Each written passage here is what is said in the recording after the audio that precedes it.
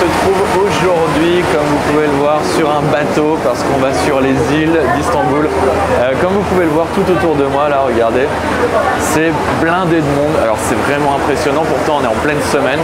Je ne sais pas ce qui se passe, il n'y a pas du tout de vacances scolaires, c'est pas un jour férié ou quoi, mais c'est complètement bondé. Sur tous les étages, il y a 2 étages au niveau du ferry là où je me trouve. Donc on va se rendre sur l'île la plus grande des îles d'Istanbul. En tout, il y a 5 îles différentes. Là, j'ai pris un ferry qui m'a coûté une quarantaine de livres turcs, je crois 35 livres turcs au total. Le trajet dure environ 1 heure, 1 heure et demie pour arriver sur la grande île, l'île principale. Après, sur les 4 autres îles, ça prend environ 1 heure. Bref, c'est parti donc pour une vidéo sur les îles de Istanbul. N'oubliez pas, bien entendu, comme d'habitude, de vous abonner. Si vous vous abonnez, activez la cloche, comme ça vous recevrez toutes les notifications de cette chaîne YouTube. Likez, partagez, commentez. Et bref, maintenant on est parti pour la vidéo excursion sur les îles. Et je me suis renseigné aussi pour les taxis privés. Alors ça devrait coûter, je crois, dans les alentours de 150-200 livres turcs par miles. Ce qui fait que si vous allez sur les îles depuis Istanbul, il y a environ, je crois, il y a plus d'une dizaine de miles, je crois. Donc ça va coûter, j'ai chiffré, là j'ai fait le calcul sur l'application parce que c'est une application Deniz Taxi, IBB Deniz Taxi, c'est l'application des taxis privés qui vont sur l'eau. Ça coûtait en gros 1500 livres turcs pour un seul trajet de Istanbul à Büyükada, donc l'île principale parmi les 5 îles. Ça fait quand même cher, ça fait à l'heure actuelle aux alentours de 50-60 € je crois. Je préfère prendre le ferry et payer moins et que ce soit plus long plutôt que de mettre 50-60 balles là-dedans. Pour ceux que ça intéresse, c'est toujours bon à prendre. Capture a sunset, essence Capulet, maintaining the Romeo, called upon terror show, sunlight through trees please, blindness on its knees, blessings come in threes, bargains and guarantees.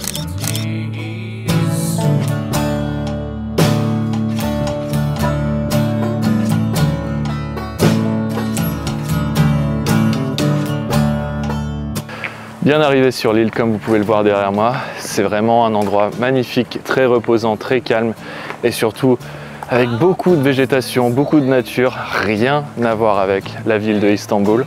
On est à 1 heure, comme je disais, 1 heure et demie de ferry à peu près. Et là, je m'apprête à monter tout en haut et en fait, il y a pas une montagne, mais on va dire une assez haute colline au milieu de l'île où il se trouve tout en haut perché une église. Donc c'est le point où on a la plus belle vue de l'île.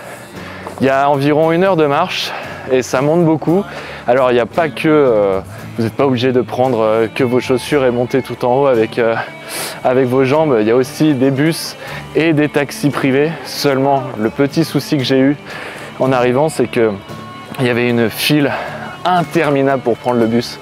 Je pense qu'il y avait au moins 1 heure d'attente et pour les taxis c'était à peu près la même chose. Il y avait une rangée où il fallait attendre les taxis et ça avait l'air de pas bouger, donc bon, 1 heure de marche, on est parti quoi.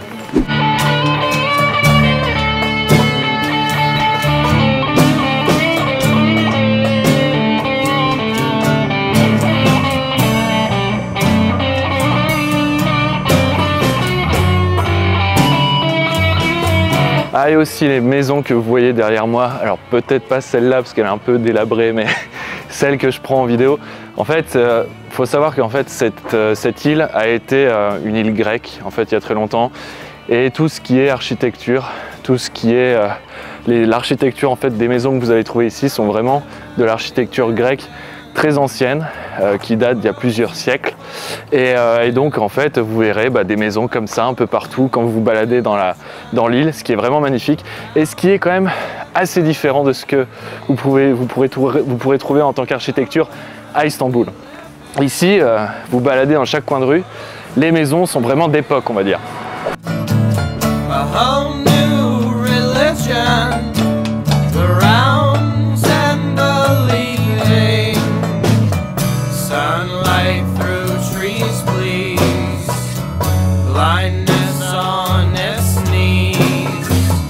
Blessings come in threes, the bargains and guarantees. Destiny. Et voilà, me voici bien arrivé. Donc on est à 1000 mètres d'altitude, je pense que ça peut se voir tout de suite, regardez derrière moi la vue. Voilà, 1000 mètres d'altitude, on est tout en haut de la plus grande des îles, des 5 îles d'Istanbul. Donc là, le nom de l'île c'est Büyükada pour ceux qui se demandaient, je ne sais plus si je l'ai déjà dit, mais voilà, je le répète quand même. Là derrière moi, il y a un monastère, alors apparemment aujourd'hui on ne peut pas le visiter, les portes sont fermées, peut-être que je vais voir.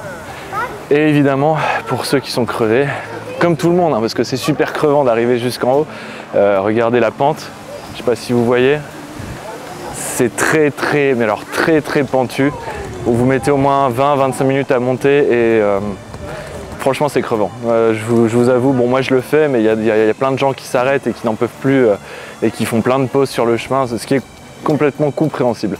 Et donc pour les gens qui sont fatigués, qui sont crevés comme je disais, il y a évidemment un bar et un restaurant pour se déshydrater. L'immeuble que j'étais en train de filmer avec un drone juste avant pendant la vidéo, en fait l'immeuble en question, vous voyez, il est de ce côté là-bas, je ne sais pas si on voit très bien. C'est en fait, apparemment de ce que j'ai compris, c'est un ancien orphelinat qui maintenant évidemment, comme vous voyez, il est à l'abandon parce qu'il a complètement brûlé et il n'est plus en état quoi. Et en fait j'ai fait voilà tout ce chemin jusqu'ici. Alors il y a environ, comme je vous disais, depuis le centre du village qui est tout au bout de l'île, il y a environ 1 heure à pied. Sinon, quand vous prenez le taxi, quand vous prenez le minibus, ça prend normalement 10-15 minutes. Il vous pose, il vous dépose en bas de la côte énorme qu'il faut se taper. Ensuite, il faut tout monter. Et comme je vous disais, la côte, il y a environ 20 minutes de marche. Et le minibus, il vous dépose tout en bas de la côte. Évidemment, on ne peut pas squeezer, on ne peut pas zapper la côte qu'il faut monter. Ça, c'est si vous voulez monter tout en haut, il n'y a pas moyen de prendre un moyen de locomotion. Il ne vous amènera jamais en haut, il faut que vous vous débrouillez tout seul. Regardez ça, on a vraiment la meilleure vue de l'île ici. Bon alors, je me trouve, comme vous voyez, sur un rocher. C'est voilà, c'est pour ceux qui ont peur, qui ont le vertige, c'est vrai que c'est pas conseillé, c'est assez déconseillé, mais pour ceux comme moi qui s'en foutent et qui trouvent ça super joli et qui n'ont pas peur du vide, eh ben, je vous laisse admirer, quoi, c'est magnifique.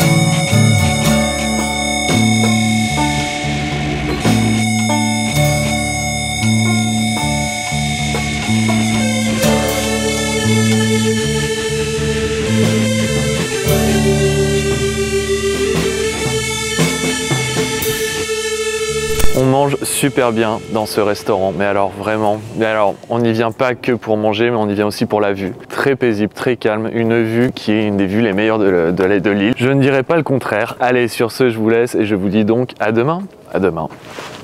Et voilà, merhaba, Kaleniz. Bonjour à tous, deuxième jour aujourd'hui donc sur l'île d'Istanbul, l'île de Büyükada. Aujourd'hui au programme, je vais essayer de trouver un moyen de transport pour me rendre sur une plage parce qu'il existe plusieurs plages ici donc sur cette île. Il y en a vraiment plein et j'en ai choisi une, voire même deux. Il y en a une où je compte aller et il y en a une deuxième à côté où je voudrais aller voir. Bref, je vous emmène avec moi, c'est parti, on y va. Et hop, me voici donc bien arrivé à Virlanta Beach. Mais avant toute chose, 2-3 petites choses que vous devriez savoir si vous voulez vous rendre à cet endroit.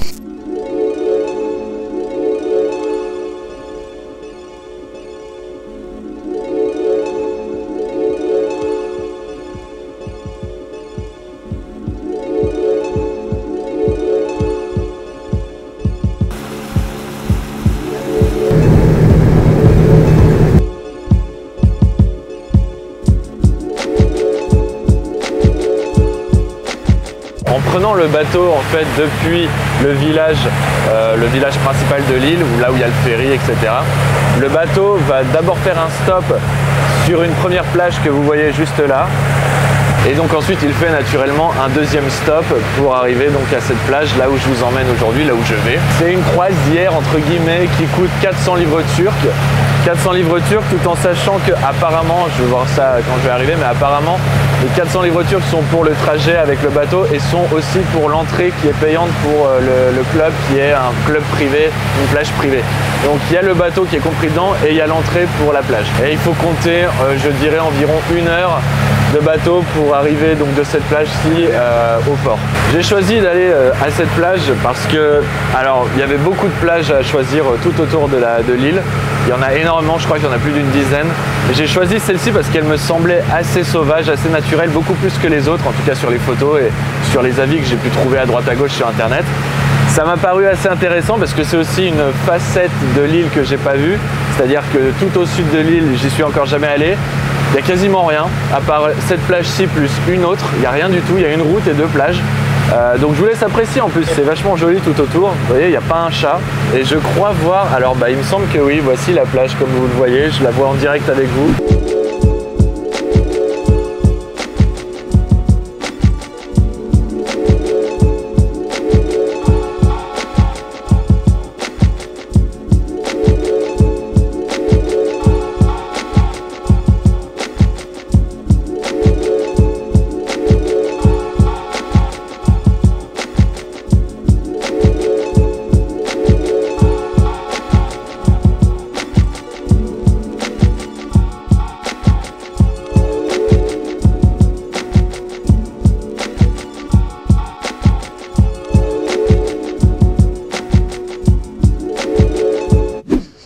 À côté d'une ville de 20 millions d'habitants avec des paysages vraiment resplendissants et très sauvages où on entend les cigales, où il n'y a aucun bruit. 20 millions d'habitants à Istanbul, une île avec quasiment aucun habitant dessus, ça fait une grosse différence. On sent tout de suite que le contraste est assez puissant.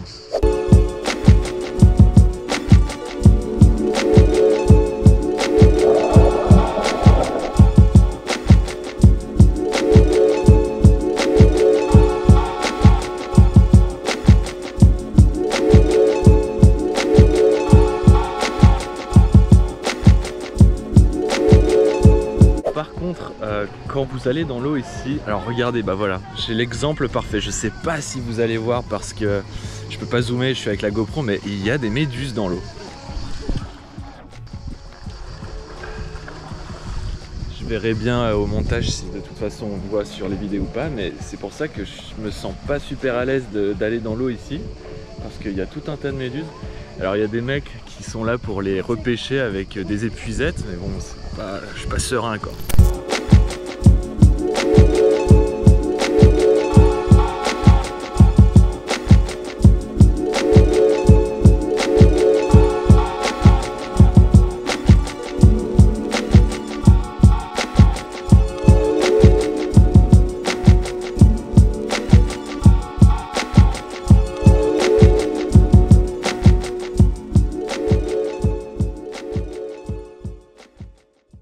Et voilà, c'était tout pour aujourd'hui, pour cette vidéo, et je pense que c'est déjà pas mal. On a fait déjà bien le tour de l'île. Je vous ai pas tout montré, il y a beaucoup de choses quand même à voir sur cette île. C'est pas une île si immense que ça, mais je pense que ça vaut le détour si vous venez à Istanbul et que vous passez une semaine, 10 jours, 12 jours, 15 jours à Istanbul.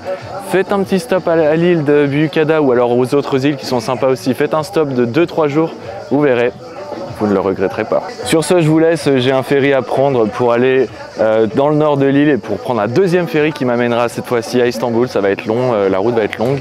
N'oubliez pas de vous abonner, de partager cette vidéo, d'activer la cloche quand vous vous abonnez, comme ça vous recevrez toutes les notifications de cette chaîne YouTube. Partagez, likez, commentez, activez la cloche, abonnez-vous, enfin vous voyez quoi. Allez, à une prochaine vidéo. Hoşça kalın, comme on dit ici.